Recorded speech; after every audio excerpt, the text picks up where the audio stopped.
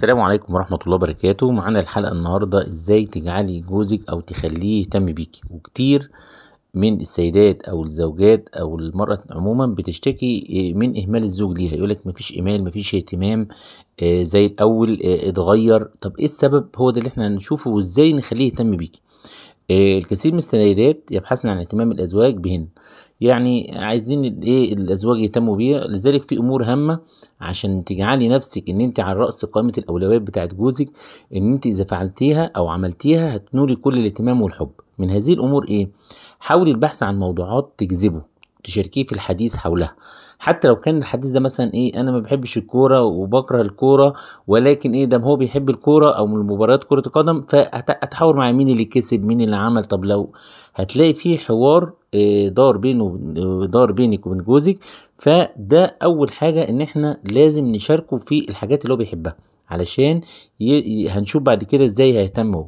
اختاري اوقات الصفاء والهدوء. يعني ايه؟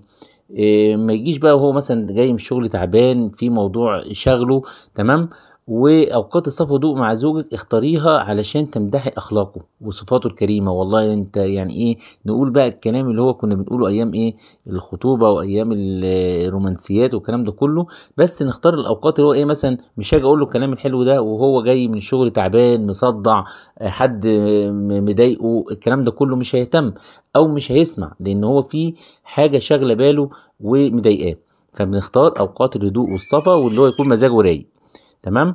افتحي معه حوار المقارنات التي يقوم بها بينك وبين الاخرين. احيانا الازواج بيغلطوا غلطات كبيره، ودي بتبقى بين يعني الزوج يقعد يقارن بين مراته وبين اي حد تاني، وبيقول لها ده بنت مرات فلان بتعمل كذا، ده اخت فلان بتعمل كذا، اصل هي بيتها مش عارف كذا وهكذا. فدي بتضايق المرأة عموما او بتضايق الست عموما. فلازم نفتح معاهم ونفهمه ان انت بتتضايقي من كده. حاولي ان تغيري من مظهر شعرك، ملابسك، ان انت تعمله كل يوم زي ما بيقولوا نيو لوك، مش كل يوم، يعني كل فتره.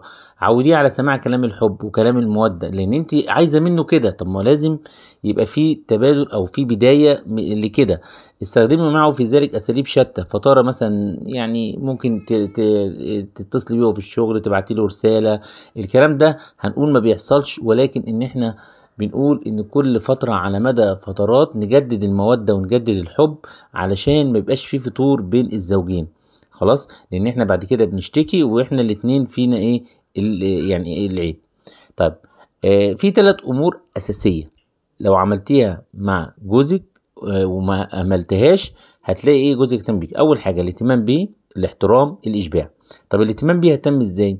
اهتم باكله وشربه. الستات هتقول كلنا بنعمل كده وما بيتمرش وما بيعملش، لا، بالاخص وجبة الافطار اهم الوجبات اللي بتشعروا بالحب والحرص عليه، وان انت تبقى مهتميه بيه، واعمل لك كذا واعمل لك كذا، مش بقى عندك الحاجه واعمل انت والكلام ده كله، لا. يبقى الاهتمام بيخلي جوزك، ما هو انت عايزه اهتمام، يبقى لازم يعني الزوجه تهتم، ويبقى هو يهتم ايه بيه. اهتمي بالمواضيع قلنا اللي بيحبها، اتكلمي معه عنها. احرصي على ان تسأليه عن اخباره وعمله واحواله وايه اللي بيحبه، واهتمي باهله. لو اهتميتي باهله واهله كمان يحبوكي، طبعا احنا هنخش في الواقع في نقول لا عملنا كل ده وما بيحصلش، وعملنا وعملنا وعملنا وست، لا، كم من الصبر هنلاقي الدنيا تمام. ومهما نعمل كده بنعمل ايه عشان احنا بنحب زوجنا والزوج بيحب زوجته. اهتم باستقباله كل يوم وكأنه جديد في كل مرة. ايه الاخبار؟ تمام. مش اول ما يجي احنا عايزين كذا، اصل التلاجة باظت، اصل الغسالة باظت، اصل الواد مش عارف عمل ايه. طبعا ده كل ده هو جاي من كم يعني دماغه مش فايقة، وانت تروحي ايه مزودة عليه، فبيضطر ان هو يعمل ايه، لا اما يسيب البيت وينزل يقعد على القهوة، لا اما ينام، لا اما كل ده بيحصل في حياتنا العملية. الاهتمام بالمظهر وبس. انا يعني عشان نكون عادلين في الحته دي، مش بس للزوجه ولكن الزوج برضو يعني يهتم بنفسه وشكله، وبرضو الزوجه تهتم بمظهرها. وما تهمليش ابنائك، اهتمي بالزوج بالاسره عموما. الولاد تمام وكويسين ويعني عامله كل ما يجب عليك ان انت تعمليه، وكمان اهتمي ايه بنفسك، علشان ما تقوليش العيال هي اللي مخلياني كده. الاحترام. الزوج لو الست او احترمت الزوج، فمراعاة مشاعر الزوج ابتعد عن كل البعد عن النقد الجارح. احيانا ممكن الزوج يعمل حاجات والزوجة تنتقده. النقد الجارح، المقارنة، العتاب. اقترب كل القرب من ايه بقى؟ ان انا ايه، اقدر، اشكر، امدح علشان يحترمك. تمام. تالت حاجة الاشباع. اشبعي رغبات زوجك وحاجاته وتعلمي ان انت كيف تشعمي ان انت تشبعي رغباتك معه، واقتربي منه اذا اقترب وابتعد عنه اذا ابتعد. واعلمي انه ما ابتعد الا ليقترب. يعني احيانا الزوج يبعد كده ويشوف هل الزوجة هتأثر معاه ولا مش هتأثر، لا مش في دماغها الكلام ده كله. فده كله لازم يكون يؤخذ في الحسبان. طبعا ان في الحلقة دي ناس هتقول لي انت الموضوع نظري لكن العملي حاجة تانية. لا والله، هو الموضوع كله مش على الزوجة بس ولا على الزوج بس، ولكن الاتنين لازم يتبادلوا كل الحاجات اللي احنا بنقولها دي. حتى لو امور الحياة خدتهم، لكن لازم يكون في مودة ورحمة وفي ايه، مشاركة، وما يبقاش كل واحد ايه في ناحية. تغيير بعض الروتين اليومي في حياتك. يعني مثلا ايه، ان احنا بنغير اللبس بتاعنا، بنغير شكل المنزل، بندي راحة للمنزل. راحة المنزل مش راحة اساس بس ونظافة. في ناس او ستات بتنظف بيوتها زي الفل وجميلة، وبرضه الزوج مش مهتم بيها. ليه؟